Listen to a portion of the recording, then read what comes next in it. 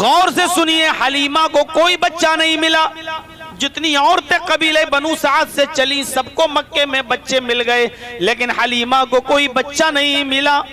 میں اس کو الٹا بھی بول سکتا ہوں، مکے میں سارے بچوں کو دودھ پلانے والی دایائیں مل گئیں، محمد کو کوئی دایا نہیں ملی. سب بچوں کو لے کر چلنے لگی. حلیمہ نے کہا مجھے کوئی بچہ نہیں ملا، چلو اسی کو لے لیتی ہوں جس کو چھوڑ کے آئی ہوں، محمد ہی کو لے لیتی ہوں. نہ ملنے سے کوئی تو مل رہا ہے، خالی ہاتھ جانے سے بہتر ہے کہ اس یتیم بچے کو جس کا باپ اس دنیا میں موجود نہیں اسی کو لے لوں، شاید اسی میں اوپر والا خیر کرے.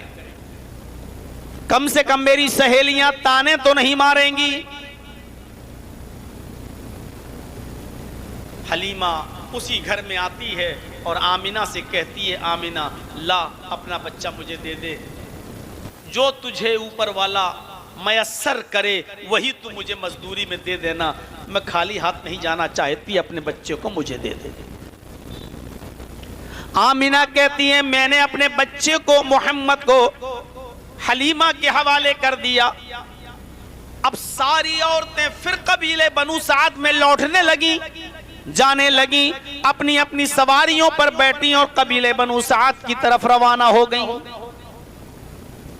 میری جو سواری تھی جس پر سوار ہو کر میں آئی تھی، وہ سواری جو راستے میں ہانپنے لگتی تھی، تھک جاتی تھی، سستانے لگتی تھی، اس کے چکر میں ساری عورتوں کو ویٹ کرنا پڑتا تھا، انتظار کرنا پڑتا تھا.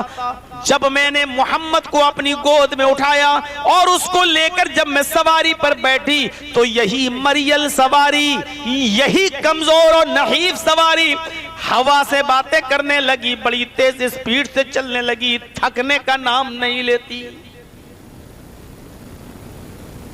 پیچھے سے میری سہیلیاں آواز دینے لگی، اے حلیمہ رک جا، تو ہم سب سے آگے کیوں جا رہی ہے؟ یہ تیری وہی اونٹنی ہے یا وہی گدھی ہے جس پر تو آئی تھی؟ ارے اب اس جانور کو، اب اس سواری کو کیا ہوا جو رکنے کا نام نہیں لیتی؟ حلیمہ کہتی میری سہیلیوں مجھے کچھ نہیں پتا، سواری بھی وہی ہے، مریل جانور ہے، جس سواری پر میں سوار ہو کے آئی میں نے چینج بھی نہیں کیا ہے، پتہ نہیں اس سواری میں ایسی طاقت کہاں سے آ گئی. ابھی وہ یہ کہہ رہی تھی کہ وہ اونٹنی یا وہ گدھی جس پر وہ سوار تھی تیز اسپیڈ سے اور آگے بڑھتی ہے، پیچھے کی سہیلیاں حلیمہ کو آواز دے کر کہتی ہیں آئے بنت ابو زعیب، آئے ابو زعیب کی بیٹی ذرا رک جا، مجھے بھی تو اپنے پاس آ جانے دے، ارے مجھے بھی تو ساتھ میں لے کر چل، ہم بھی تجھے ساتھ میں لے کے آئے، اب تو ہم سب سے آگے آگے بڑھ رہی ہے، رکنے کا نام بھی نہیں لیتی ہے. حلیمہ پیچھے مڑ کے کہتی ہے میں کیا کروں، میں اس سواری کو روک رہی ہوں لیکن یہ رکنے کا نام نہیں لیتی ہے. با خدا آئے میری سہیلیوں مجھے اس بچے میں کوئی برکت نظر آتی ہے، مجھے اس بچے میں کوئی برکت نظر آتی ہے، میں نے اس جانور کو، اس سواری کو کچھ نہیں کھلایا پلایا، پتہ نہیں یہ کیوں نہیں رک رہی ہے، ہوا سے کیوں باتیں کر رہی ہے، مجھے تو اس بچے میں کوئی خوبی نظر آتی ہے. یہ بچپنا تھا محمد رسول اللہ کا. حلیمہ جب اپنے قبیلے میں پہنچتی ہے اور اپنے گھر میں داخل ہوتی ہے تو حلیمہ کی ایک چھوٹی بیٹی تھی، اپنی بیٹی جس کا نام شیمہ تھا. حلیمہ کی ایک چھوٹی ایک بکری تھی جو بہت کمزور تھی، نحیف تھی، لاغر تھی، اتنا کم دودھ دیا کرتی تھی کہ اس بکری کا دودھ خود حلیمہ کی بیٹی شیمہ کا پیٹ نہیں بھر پاتا تھا. اس بکری کا دودھ حلیمہ کی بیٹی کو نہیں ہوتا تھا.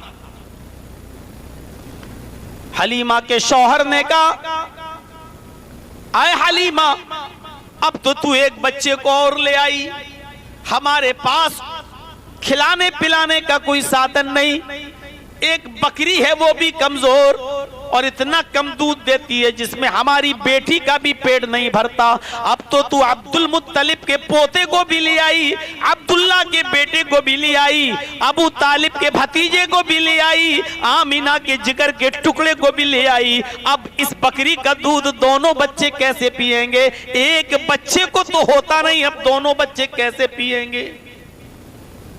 حلیمہ نے کہا میرے دو بیٹے ہیں، ایک بیٹی اور آمینہ کا بیٹا بھی اب میرا ہی بیٹا ہے، میں اس کو اپنی پستان کا دودھ بھی پلاؤں گی، میں اس کو اپنا دودھ بھی پلاؤں گی اور اس بکری کا دودھ بھی پلاؤں گی، برتن لاؤ۔ حلیمہ کے شوہر نے برتن اٹھایا، حلیمہ کے ہاتھ میں دے دیا، حلیمہ اس برتن کو لے کر بکری کے پاس چلی، بکری کے تھن پہ پانی مارا اور بکری کے تھن کو دوہنے لگی، بکری نے ایسے دودھ دینا شروع کیا جیسے ساون بھادوں کی بارش ہو رہی ہو، پورا کا پورا برتن بھر گیا۔ حلیمہ کہتی ہے اے میرے شوہر، اس بکری نے کبھی پورا برتن بھر کر دودھ نہیں دیا، آج دیکھ لو برتن بھر گیا لیکن بکری کا تھن نہیں سوکھا، قسم با خدا مجھے اس بچے میں کوئی برکت نظر آتی ہے۔ میری مریل سواری میں برکت آئی، وہ ہوا سے باتیں کرنے لگی، گھر میں آئی تو مریل بکری بھی دودھ کے برتن بھرنے لگی دودھ سے۔ با خدا میں کسی اچھی روح کو لے کر آئی ہوں، کسی باسعادت بچے کو لے کر آئی ہوں، کسی بابرکت بچے کو لے کے آئی ہوں، با خدا مجھے اس بچے کے اندر ہی کوئی برکت نظر آتی ہے۔ یہ تھا حلیمہ سعدیہ کا اپنا بیان۔ سیرت النبی پڑھیے علامہ ابن ہشام کی، پرورش پاتے گئے، بڑھتے گئے، دودھ پیتے گئے، کبھی حلیمہ اپنا دودھ پلاتی، کبھی بکری کا دودھ پلاتی، دھیرے دھیرے محمد ابن عبداللہ کی عمر 4 سال ہو جاتی ہے، بعض سیرت نگاروں کی تحقیق کے مطابق 6 سال ہو جاتی ہے۔ عرب کے دستور کے مطابق وہاں کے لوگ بکریاں چرانے کا پیشہ اچھا سمجھتے تھے، اس لیے گاؤں کے بچے جنگل میں بکریاں چرانے گئے، حلیمہ کی بیٹی بھی جنگل میں بکریاں چرانے کے لیے گئی۔ حلیمہ نے کہا محمد کو بھی لے جاؤ، اس کو بھی تو بڑے ہو کر بکریاں ہی چرانا ہے، اپنا خاندانی کام کرنا ہے، لہٰذا اس کو بھی سکھاؤ اور ابھی سے سکھاؤ، بیٹی محمد کو بھی اپنے ساتھ لے کر چلو۔ حلیمہ کی بیٹی شیمہ محمد کا ہاتھ پکڑتی ہے اور محلے کے گاؤں کے قبیلے کے لڑکوں کے ساتھ محمد ابن عبداللہ بھی جنگل میں چلے جاتے ہیں، بکریاں چرانا سیکھتے ہیں دوستوں کے ساتھ، اور حلیمہ کی بیٹی کے ساتھ جنگل کی فضاؤں میں گھوم رہے ہیں، بکریاں چرا رہے ہیں، کبھی اس گھاٹی کو دیکھتے، کبھی اس جھاڑی کو دیکھتے، کبھی بکریوں پر نظر ڈالتے۔ اچانک ایک شخص ان کے پاس انسانی شکل میں آتا ہے، یہ فرشتہ تھا، انسانی شکل میں آتا ہے اور محمد کے پاس اسی جنگل میں بیٹھ جاتا ہے اور کہنے لگتا ہے تمہارا کیا نام ہے؟ محمد ابن عبداللہ اپنی زبان سے جواب دیتے ہیں محمد۔ اس شخص نے محمد کا ہاتھ پکڑا اور ان کو پہاڑ کے دامن میں لے کر گیا۔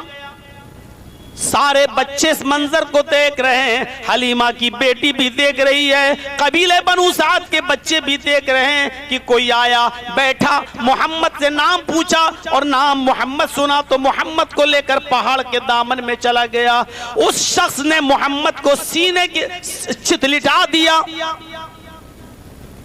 محمد ابن عبداللہ کی عمر 6 سال، چتلٹا دیے گئے۔ اس فرشتے نے جو انسانی شکل میں آیا تھا محمد کا سینہ چیر دیا،